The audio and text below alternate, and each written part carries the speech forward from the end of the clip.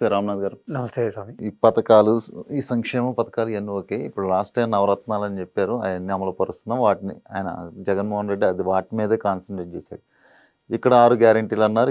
ఈ 6 గ్యారెంటీలే తెలంగాణలో కానీ కర్ణాటకలో కానీ కాంగ్రెస్ విజయానికి కారణమైంది. ఇప్పుడు వీటినే యాజ్ ఇట్ ఈస్ తెలుగుదేశం కూడా ఒక మేనిఫెస్టో అని చెప్పి కొంత వీటిలోనే కొన్ని తీసుకున్నారు. గ్యాస్ కావచ్చు, ఉచిత బస్సు ప్రయాణం, ఇలాంటివన్నీ. సో రేపు జగన్మోహన్ రెడ్డి ప్లానింగ్ ఎలా ఉండవచ్చు అంటే రాబోయే ఇప్పుడు ఆల్రెడీ టీడీపీ మేనిఫెస్టో వచ్చింది, చుట్టూపక్క సంక్రాంతి నుంచి పెట్టవచ్చు అంటున్నారు. సో ఇంకా నెక్స్ట్ నవరత్నాల తర్వాత మించి ఇంకెలాంటి పథకాలు రావచ్చు? నేనేమంటా అంటే కొత్త పథకాల గురించి పెద్ద మనకు కూడా లీకులు కానీ బయట చర్చ రావడం లేదు. ఏదైనా రైతు రుణమాఫీ అనేది ఒకటి ఏదో చర్చ జరుగుతుంది, ఒక 50,000 లక్ష రూపాయలు ప్రకటిస్తారు ఇట్లాంటి ఇలాంటి చర్చ చూస్తున్నాం మనము. అది ఎంతవరకు మెటీరియలైజ్ అవుతుందో మరి తెలియదు. కానీ ఇంకొకటి ఏంటంటే పథకాలు కొత్తవి అనే దానికంటే ఉన్న పథకాలను ఖచ్చితంగా అమలు చేస్తాడు అనే ఒక గ్యారంటీ ఇచ్చినా కూడా ప్రజలు మిమ్మల్ని నమ్మేటువంటి అవకాశాలు ఉంటాయి. ఈరోజు మనము తెలంగాణలో చూసుకుంటే ఈరోజు కాంగ్రెస్ హామీ ఇచ్చింది, బీఆర్ఎస్ హామీ ఇచ్చింది. కానీ కాంగ్రెస్కి ఎందుకు ప్రజలు ఆదరించారంటే ఈరోజు కాంగ్రెస్ 6 గ్యారంటీల తర్వాత కేసీఆర్ ప్రకటించాడు. అంటే కేసీఆర్ కాంగ్రెస్ అజెండాలో పడిపోయాడు. అందువల్ల ఇక్కడ కేసీఆర్ను ప్రజలు నమ్మలే. అంటే కాంగ్రెస్కి ఆల్రెడీ ఉచిత విద్యుత్ ఇచ్చిన చరిత్ర ఉంది, రైతు రుణమాఫీ చేసిన చరిత్ర ఉంది. సో ఇవన్నీ వాళ్ళకు హిస్టరీలో ఉన్నాయి కాబట్టి ఇక్కడ వాళ్ళని నమ్మారు, ఖచ్చితంగా వీళ్ళు కూడా ఇవ్వగలరు అని.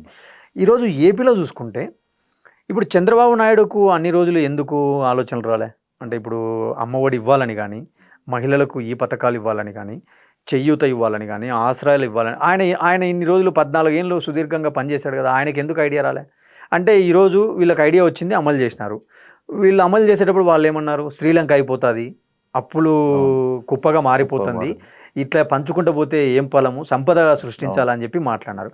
కానీ మళ్ళీ ఈరోజు వాళ్ళు ఏమంటున్నారు, అవే పథకాలకు పేర్లు మార్చి ఇంకొక 1000 పెంచి మేము ఇస్తామంటున్నారు. అంటే ఇన్ని రోజులు ఇవ్వనోని నమ్ముతారా, ఇన్ని రోజులు ఇచ్చినవని నమ్ముతారా? ఈసారి ప్రజలు కూడా మరి ఎట్లా ఆలోచిస్తారో కూడా మనకి ఇది కూడా ఒక పెద్ద $10 మిలియన్ క్వశ్చనే. కాకపోతే ఏంటంటే సహజంగా ఒక టెండెన్సీ ఏముంటుందంటే కొత్తగా నేను వచ్చి చేస్తానని చెప్పడం కంటే ఆల్రెడీ చేసినోడిని నమ్ముతారు అనేది ఒక నానుడి. అంటే ఇప్పుడు చంద్రబాబు నాయుడు గతంలో పనిచేసినాడు, ఆయన ఎంతవరకు అమలు చేసినాడు, నిరుద్యోగ వృత్తి అమలు చేయలే, తర్వాత ఇంటింటికి బంగారం ఫ్రీలు ఏవో లోన్లు ఫ్రీ చేస్తానన్నాడు, చేయలే, రైతు రుణమాఫీ 1,50,000 అన్నాడు, 3 బాండ్లు ఇచ్చాడు 30,000 అవి అమలు చేయలే. తర్వాత ఇంకా ఈ శంకుస్థాపనలు, ఈ డెవలప్మెంట్ విషయాలు తీసుకుంటే కర్నూలుకు రకరకాల హామీలు ఇచ్చారు, ఒక్క హామీ నెరవేర్చలే. తర్వాత కడప స్టీల్ ఫ్యాక్టరీ అన్నారు, ఆయన టైంలో లేదు. జిల్లాకు ఒక ఎయిర్పోర్ట్ అన్నాడు. సో అವೆಲ್ಲ ఎంతవరకు జరిగినాయి, ఇవెల్ల చర్చ జరుగుతాయి కదా. అంటే కేవలం ఎన్నికల ముందు మనం ఒక 4 రాళ్ళు వేసిపోతే ప్రజలు మనల్ని నమ్ముతారు అనుకుంటే కూడా అదే పథకాలు అందరికీ అమలు కాని పథకాలు చేయలేకపోయారు. అదే నేను చంద్రబాబు నాయుడికి బూమ్రంగ్ అయింది కూడా అదే. ఎందుకంటే ఇప్పుడు జిల్లాకు ఒక ఎయిర్పోర్ట్ అన్నాడు, 13 జిల్లాలకు 13 ఎయిర్పోర్ట్లు అన్నారు. ఈ ఎయిర్పోర్ట్లు జిల్లాకి ఒకటి ఏం అవసరం, మనం ప్రాక్టికల్గా ఆలోచిద్దాం, ఏం అవసరం లేదు.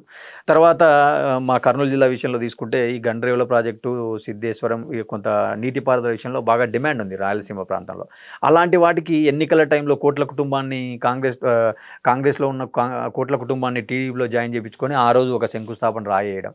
అంటే 4-5 ఏళ్ళు నువ్వు ఏం పట్టించుకోకుండా కేవలం 4 రోజుల ముందు శంకుస్థాపనలు వేస్తే ప్రజలు ఎట్లా నమ్ముతారు? అది ఎవరు చేసినా తప్పే.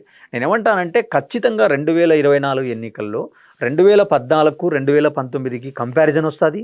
ఆ కంపారిజన్తోనే ప్రజల ఓటు వినియోగించుకుంటారు తప్ప ఈ మిగతా వ్యక్తిగత ఆరోపణలు, కుటుంబ ఆరోపణలు, అమరావతి, గ్రాఫిక్స్ ఇవి ఏవి కూడా పెద్దగా డ్రైవింగ్ ఫోర్స్ అవ్వదు అనేది నా భావన.